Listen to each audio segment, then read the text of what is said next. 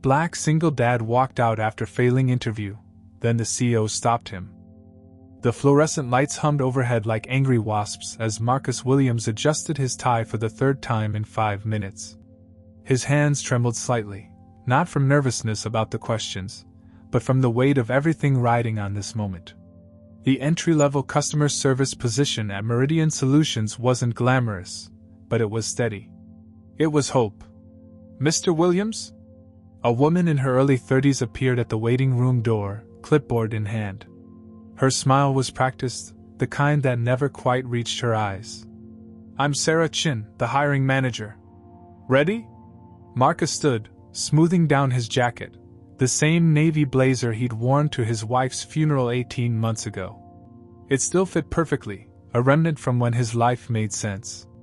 "Absolutely. Thank you for this opportunity." The interview room was sterile, with motivational posters that felt more like warnings. "Excellence is not a skill, it's an attitude." And, "Success starts with showing up." Marcus took the seat across from Sarah, placing his leather portfolio, another ghost from his past life, carefully on the table. "So, Marcus," Sarah began, scanning his resume with furrowed brows. "I have to say, your background is quite extensive. You managed a team of 47 people at Data Tech Solutions?" "Yes, ma'am. For 6 years. We improved efficiency by 38% during my tenure and you have an MBA from Northwestern?" Sarah interrupted, her tone shifting almost imperceptibly. Marcus nodded, sensing the change in atmosphere. "I do. I also have certifications in project management, Six Sigma, and..." "Mr. Williams?" Sarah leaned back in her chair, her practiced smile wavering. "I have to ask, why are you interested in a customer service role? This is an entry-level position, starting at $15 an hour." Here it was. The question he'd been dreading, the one that made him feel like he was begging for scraps when he used to feed others. Marcus chose his words carefully. "Sometimes life takes unexpected turns. I'm looking for stability, and I believe every role has value. I'm ready to contribute wherever I'm needed." Sarah's expression softened with something that might have been pity, which somehow felt worse than outright rejection. She spent the next 20 minutes asking standard questions. "Tell me about yourself. Where do you see yourself in 5 years? Describe a challenging situation."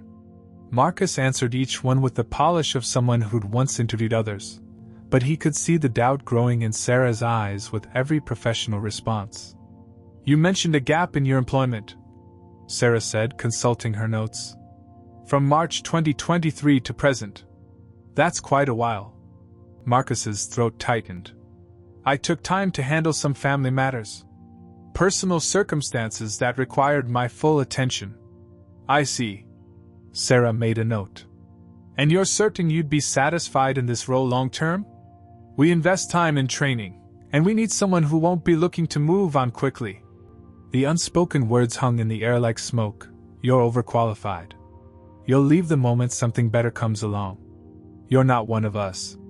"I understand your concern," Marcus replied, maintaining his composure even as his heart sank. "But I can assure you, I'm committed to being an asset to your team for as long as you'll have me." Sarah nodded absently, already mentally moving on to the next candidate. "Well, Mr. Williams, thank you for coming in today. We have several other interviews scheduled, so we'll be in touch within the week." The handshake was brief, professional, and final. Marcus gathered his portfolio, thanked her again, and walked toward the door.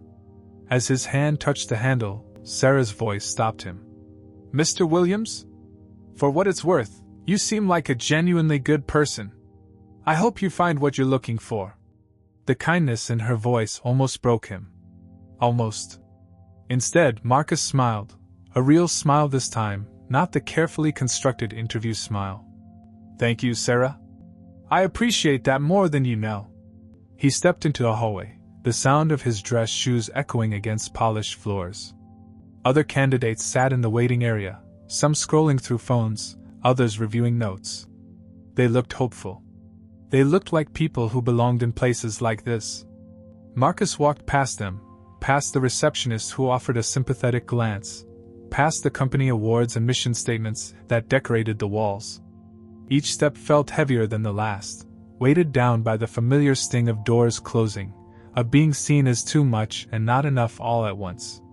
The elevator arrived with a soft ding, and as the doors slid shut, Marcus caught his reflection in the polished steel. The man staring back looked tired, older than his 38 years. But there was something else there too, a stubborn spark that refused to be extinguished, even after months of rejections and dead ends. His phone buzzed. A text from Maya, his daughter. "How did it go, Dad?" Crossed fingers. Marcus stared at the message, his thumb hovering over the keyboard. How could he tell his 8-year-old that Daddy had failed again? That despite his education, his experience, his desperate willingness to start over, the world still saw him as a risk not worth taking? Instead, he typed, "Still waiting to hear back, sweetheart. Love you." The elevator reached the ground floor, and Marcus stepped into the marble-floored lobby. Employees hurried past, badges clipped to tailored suits, conversations about quarterly reports and client meetings floating in their wake. This was their world, and he was just visiting, a tourist in a place he used to call home. As he approached the revolving doors that would take him back to his 15-year-old Honda and another drive home empty-handed, Marcus allowed himself one moment of bitter honesty. He'd known from the moment Sarah's expression changed that this was over. He'd been through this dance before, at Pinnacle Marketing, at Global Dynamics, at half a dozen other companies where his credentials made him suspect rather than desirable. The truth was simple and heartbreaking. In a world that claimed to value experience and education, sometimes having too much of both made you unemployable. Companies wanted fresh faces they could mold, not seasoned professionals who might ask uncomfortable questions or expect fair compensation. Marcus pushed through the revolving door, the cool autumn air hitting his face like a slap of reality. He'd go home, help Maya with her homework, make dinner from whatever was left in the refrigerator, and tomorrow he'd start the process all over again. Because that's what fathers do, they keep going, even when going feels impossible. Behind him, the glass tower of Meridian Solutions stretched toward the sky, full of people who belonged, who fit, who never had to explain why they deserved a chance. Marcus didn't look back as he walked toward the parking garage, his footsteps echoing like a countdown to nowhere. But sometimes, when you think you're walking away from opportunity, opportunity is actually watching you leave. The parking garage felt like a concrete tomb, each footstep echoing with the weight of another failure. Marcus fumbled for his keys, his hands shaking not from the cold but from the crushing reality that was settling in his chest like a stone. The interview had lasted 23 minutes. He'd timed it, hoping longer meant better. Instead, it had just meant more time to watch hope drain from someone's eyes. His Honda Civic sat in the shadows between two sleek SUVs, looking as out of place as he felt. The car was reliable, though the paint had faded and there was a small dent on the passenger side from when Maya had accidentally hit it with her bicycle. He'd never gotten it fixed. There were always more pressing needs, more urgent bills demanding attention. Marcus slid into the driver's seat but didn't start the engine. Instead, he pulled out his phone and scrolled through his banking app, a daily ritual that had become both necessary and torturous. Checking account, $847. Savings, $23. The numbers stared back at him like accusations. Rent was due in 12 days, $1,200 for their tiny 2-bedroom apartment in a neighborhood that was safe enough for Maya to walk to school but expensive enough to keep him awake at night. The electric bill sat unopened on his kitchen counter, along with Maya's school registration fees for next semester and a reminder about her class trip to the Science Museum. $45 that might as well have been $45,000. He opened Maya's text thread and scrolled up, reading her messages from the past week. "Dad, can I get new soccer cleats? Mine have a hole. Jessica's mom is taking her shopping for the dance. Can we go too? I told Mrs. Rodriguez you'd help with the bake sale. Is that okay?" Each message was a small knife twist, a reminder of all the normal childhood experiences he couldn't provide. Maya never complained, not really, but he saw the way she looked when other kids talked about vacation plans or new clothes. She'd learned to want less, and that broke his heart more than any job rejection ever could. Marcus closed his eyes and let his mind drift back to before. Before the cancer diagnosis that came like lightning on a clear day. Before watching Sarah, his wife, fight with everything she had while he juggled work meetings and chemo appointments. Before the final months when he'd taken leave to spend every possible moment with the love of his life, holding her hand as she slipped away from him and Maya. 2 years ago, he'd been Marcus Williams, Regional Operations Manager. He'd worn custom suits and led quarterly reviews, made decisions that affected hundreds of employees. His salary had been enough to pay for private school for Maya, family vacations to places she'd only seen in picture books, and a savings account that grew instead of shrank. But grief has its own timeline, and it doesn't consult with employers about productivity expectations. After Sarah died, Marcus couldn't focus on profit margins when his daughter cried herself to sleep every night. He couldn't care about market penetration when Maya asked why mommy wasn't coming home. So he'd taken more time off, then extended leave, and eventually, the inevitable conversation with HR about exploring other opportunities. The severance package had lasted 8 months. His 401k, cashed out with penalties, had carried them through another 4. Now, 18 months later, he was applying for jobs that paid a third of what he used to make, and even those felt out of reach. Marcus started the car, the engine coughing to life like an old man clearing his throat. The fuel gauge showed less than a quarter tank, enough to get home, maybe make it to tomorrow's interview across town if he drove carefully. He'd learned to calculate everything in terms of necessity now. Gas, groceries, utilities. There was no room for extras, no buffer for emergencies. As he pulled out of the parking garage, his phone rang. Maya's school. Marcus's heart jumped. Was she sick? Hurt? Mr. Williams? This is Janet from the front office at Riverside Elementary. Is Maya okay? Oh yes, she's fine. I'm calling about her lunch account. It shows a negative balance, and we wanted to give you a heads up before. I'll take care of it tomorrow, Marcus said quickly, his cheeks burning with shame. Transfer some money online tonight. Of course. Maya's such a sweet girl. We just wanted to make sure. The call ended, but the humiliation lingered. His daughter's lunch account. He'd forgotten to add money to his daughter's lunch account. What kind of father forgets to feed his child?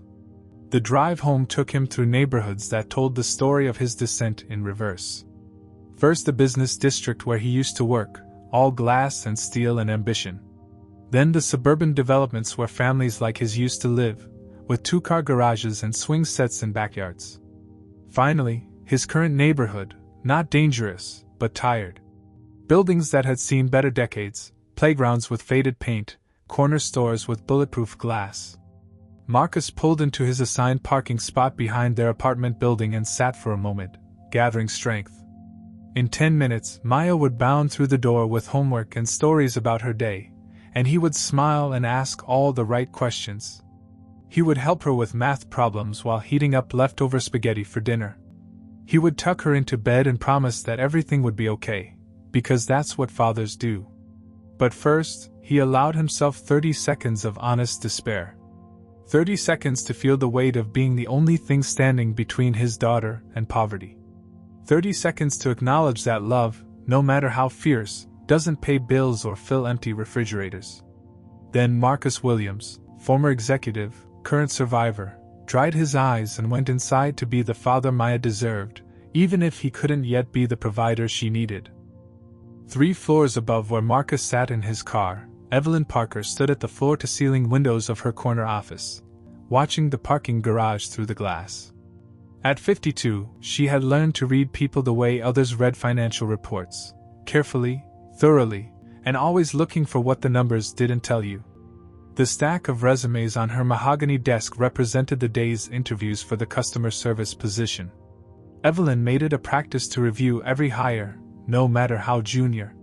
She'd built Meridian Solutions from a 12-person startup to a Fortune 500 company by paying attention to details that others overlooked, and talent was the most important detail of all. One resume had caught her eye that morning before the interviews began. Marcus Williams. Northwestern MBA. 6 years managing a team of 47 at DataTech Solutions. Project Management Certifications. 6 Sigma Black Belt. The credentials read like someone applying for a VP position, not a $15 an hour customer service role. Interesting, she murmured to herself, making a mental note to ask Sarah about this particular candidate. Now, as she watched the older Honda Civic pull out of the parking garage, Evelyn's assistant knocked on her door. "Come in, David." David Chin, Sarah's younger brother and Evelyn's trusted aide, entered with his usual efficiency, tablet in hand. "The interview summaries from today.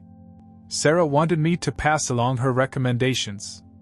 Evelyn accepted the tablet and scrolled through the notes. Jennifer Martinez, enthusiastic but limited experience. Kevin Thompson, adequate technical skills, good culture fit. Maria Santos, excellent communication, recommended for hire.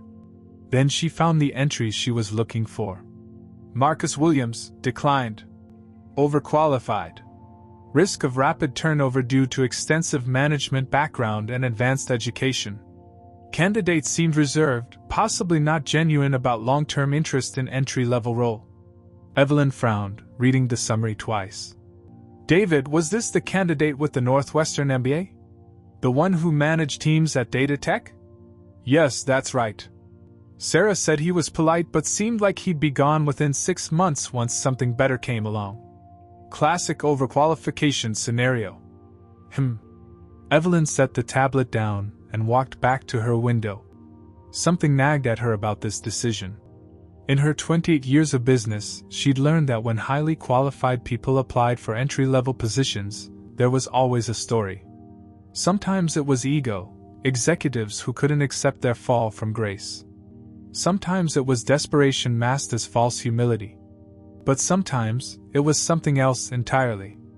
Evelyn thought back to her own story. 28 years ago, she'd been a single mother with a business degree from a state school nobody had heard of, applying for receptionist jobs because no one would give her a chance in management. She'd been overqualified for those positions too, but what they'd really meant was that she didn't fit their narrow definition of who belonged behind a reception desk. "Pull his full application for me," she told David. "I want to see everything, cover letter, references, the whole package." While David retrieved the file, Evelyn's mind wandered to a board meeting from earlier that week. They'd been discussing diversity initiatives and employee retention, expensive programs designed to attract and keep talented people from underrepresented communities. Yet here was a resume that screamed untapped potential, and they'd dismissed it in 23 minutes. "Here's the complete file," David said, returning with a thick folder. Evelyn opened it and began to read. Marcus Williams's cover letter was 3 paragraphs of controlled desperation dressed up as professional courtesy. He mentioned life transitions and being eager to contribute at any level. His references included a former CEO who called him one of the finest leaders I've ever worked with, and a director who described him as irreplaceable until family circumstances required his departure. Family circumstances. Evelyn knew that phrase. It was corporate code for life imploded, but we're too polite to say how. She flipped to his employment history. DataTech Solutions, Regional Operations Manager, March 2017 to March 2023. 6 solid years, then nothing. A gap that screamed of either criminal behavior or personal tragedy. Given the glowing references, Evelyn suspected the latter. "David, what time did this interview conclude?" "About 40 minutes ago, according to Sarah's notes." Evelyn glanced at her watch, 3:47 p.m. If Marcus Williams had stayed in the building or stopped somewhere nearby, he might still be close.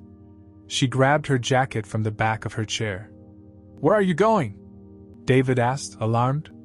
Evelyn Parker didn't leave her office unannounced, especially not in the middle of a workday. "To fix a mistake," she replied, already heading toward the elevator. The lobby of Meridian Solutions was a testament to success. Polished marble floors, abstract art that cost more than most people's cars, and a reception desk that curved like a question mark. Evelyn rarely spent time down here, preferring the controlled environment of the executive floors, but now she scanned the space with new eyes. A few people sat in the waiting area, other candidates, perhaps, or clients meeting with junior staff. The afternoon shift security guard nodded respectfully as she passed. Through the towering windows, she could see the street beyond, busy with the usual flow of professionals heading to late meetings or early happy hours. Then she saw him. A black man in a navy suit was walking slowly toward the revolving doors, his shoulders carrying the weight of defeat. He clutched a leather portfolio, the kind executives used, not entry-level job seekers. Everything about his posture spoke of controlled disappointment, of someone who had expected nothing and received exactly that. This had to be Marcus Williams. Evelyn quickened her pace, her heels clicking against the marble. Years of corporate training had taught her to analyze situations quickly, and every instinct told her that Sarah had made a catastrophic error in judgment. This man didn't look like someone trying to con his way into an easy job. He looked like someone who had fallen from great heights and was trying to climb back up, one humble step at a time. "Excuse me," she called out, her voice carrying across the lobby. The man stopped and turned, surprise flickering across his features. Up close, Evelyn could see the quality of his clothes, expensive once, but carefully maintained now. His tie was perfectly knotted, his shoes polished despite their age. This was a man who still believed in putting his best foot forward, even when that foot was walking away from rejection. "Yes?" he said, his voice cautious but polite. Evelyn smiled, extending her hand. "I'm Evelyn Parker. I believe we need to talk." Marcus stared at the extended hand for a moment, his mind racing. Evelyn Parker. He knew that name. Every business professional in the city did. She was the CEO of Meridian Solutions, the woman who had built this empire from nothing. Forbes had featured her twice. She'd been keynote speaker at conferences he used to attend, back when he belonged in rooms like that. "Ms. Parker," he said, shaking her hand with the firm grip he'd perfected years ago. "I'm Marcus Williams. It's an honor to meet you." "The honor is mine, Mr. Williams." Evelyn's eyes were sharp, assessing, but not unkind. "I was just reviewing your interview summary. Would you mind if we sat down for a moment?" Marcus glanced around the lobby, acutely aware of the other people who might be watching. A CEO talking to a failed job candidate in public. It felt surreal, like something that happened to other people in movies. "Of course. Though I should mention, if this is about the interview, I completely understand your team's decision. I know I might not be the right fit for..." "Actually," Evelyn interrupted gently, gesturing toward a seating area near the windows. "That's exactly what I wanted to discuss. Your qualifications are quite impressive." They settled into leather chairs that probably cost more than Marcus's monthly rent. Evelyn leaned forward slightly, her expression curious rather than intimidating. "I have to ask, and please forgive my directness, but why is someone with an MBA from Northwestern and 6 years of senior management experience applying for an entry-level customer service position?" The question he'd been dreading, asked by the one person whose opinion could actually matter. Marcus felt his carefully constructed facade beginning to crack. He could give her the polished answer he'd practiced, the one about seeking new challenges and appreciating all levels of an organization. Or he could tell her the truth. "Ms. Parker, I appreciate your interest, but I don't want to take up your valuable time with Mr. Williams." Her voice was kind but firm. "I didn't become CEO by accepting surface-level answers. I've been in business long enough to recognize when someone is giving me their interview voice instead of their real voice. Which one would you prefer to use?" Marcus looked into her eyes and saw something unexpected, genuine curiosity mixed with what looked like understanding. Not pity, not condescension, but the look of someone who might actually listen to his answer. "The honest answer?" He took a deep breath, feeling like he was standing at the edge of a cliff. "I don't care about titles anymore, Ms. Parker. I just need stability. I have an 8-year-old daughter, and I need to be able to put food on the table and keep a roof over her head. Everything else is luxury." Evelyn nodded slowly. "And before you needed stability? What changed?" This was the part Marcus never talked about, the part that made his throat close up and his eyes burn. But something about Evelyn's presence, maybe it was the way she waited patiently, or maybe it was the desperate hope that honesty might finally work in his favor, made him continue. My wife died 18 months ago. Cancer.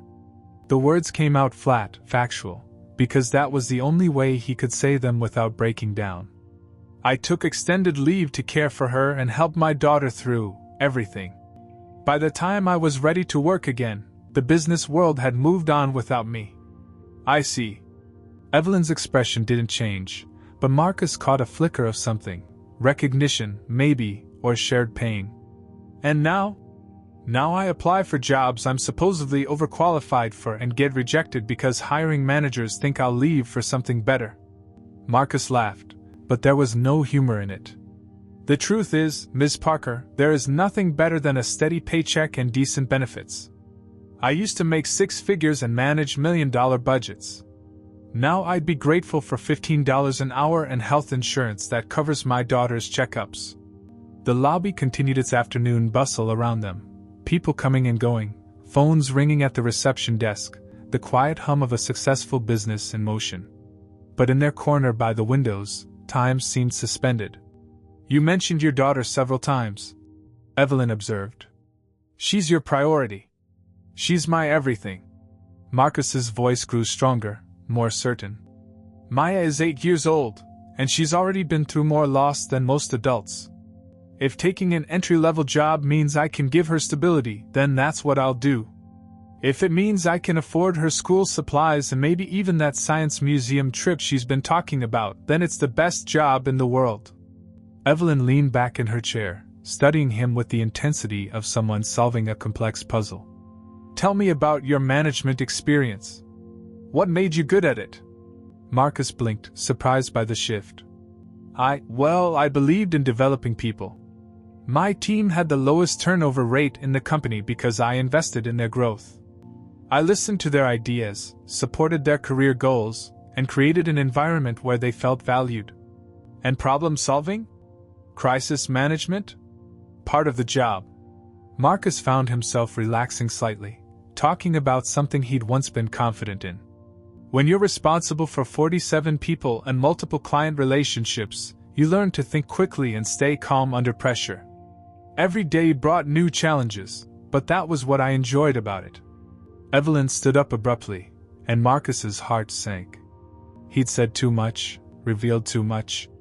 She was probably busy, important, and he just wasted her time with his sob story.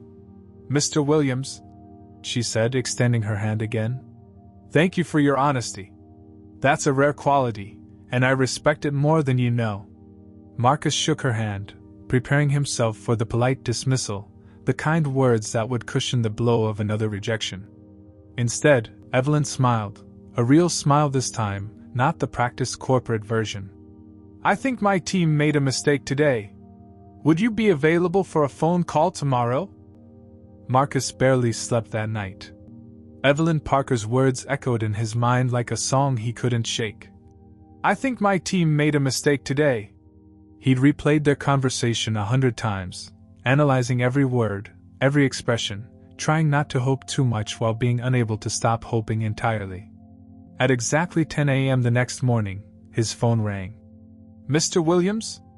This is Evelyn Parker. I hope I'm not calling too early. Not at all, Ms. Parker. Thank you for following up. Marcus had been staring at his phone since 9:30, afraid to miss the call. I've been thinking about our conversation yesterday, and I'd like to invite you back to the office. Not for another interview. I was hoping we could have a more in-depth discussion about your background and what you might bring to Meridian Solutions.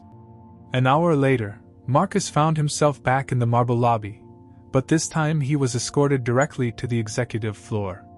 The elevator ride to the 20th floor felt like ascending to another world, one he'd almost forgotten existed. Evelyn's office was impressive but not ostentatious. Floor-to-ceiling windows offered a panoramic view of the city, while the decor spoke of success tempered by practicality. What struck Marcus most were the photos on her desk.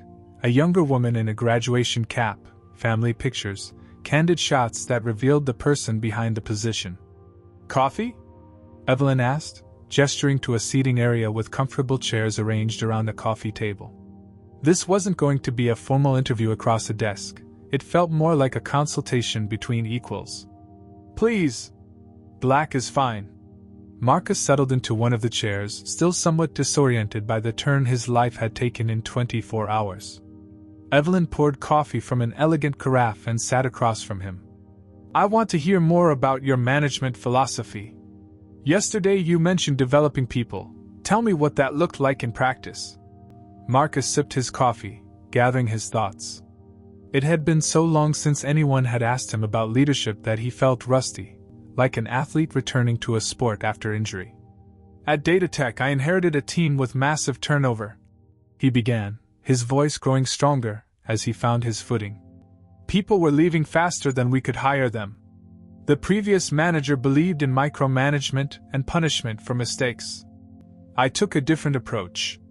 Which was? I started with trust. I gave people ownership of their projects and supported them when they needed help. When someone made a mistake, we fixed it together and figured out how to prevent it next time.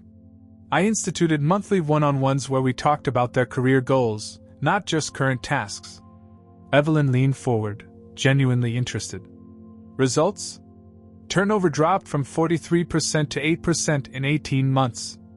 Employee satisfaction scores went from the bottom quartile to the top 5% company-wide. More importantly, my team started generating innovative solutions instead of just following procedures." "Give me an example of one of those innovations." Marcus smiled, remembering. "Maria Santos, she was a junior analyst who'd been there 3 years but never spoke up in meetings. During one of our one-on-ones, she mentioned she noticed patterns in our client complaint data that suggested a systemic issue with our onboarding process. I encouraged her to investigate further. And she developed a complete overhaul of our client onboarding system. Implementation reduced complaints by 67% and increased client retention. Maria got promoted to senior analyst, and her system became the template for other divisions." Evelyn nodded approvingly. "You mentioned crisis management yesterday. What was your biggest challenge?" Marcus thought for a moment. 3 years ago, we lost our largest client, 30% of our revenue, in a single morning. They'd been poached by a competitor who promised services we couldn't match. My team was devastated, and upper management was talking about layoffs. How did you handle it?" "I called an emergency team meeting. Instead of sugarcoating the situation, I laid out exactly where we stood and asked for ideas. Not just from the senior staff, from everyone. The administrative assistant, the newest hire, the part-time coordinator. I figured we needed all the brainpower we could get." "That's unusual," Evelyn observed. "Most managers would have developed a recovery plan internally.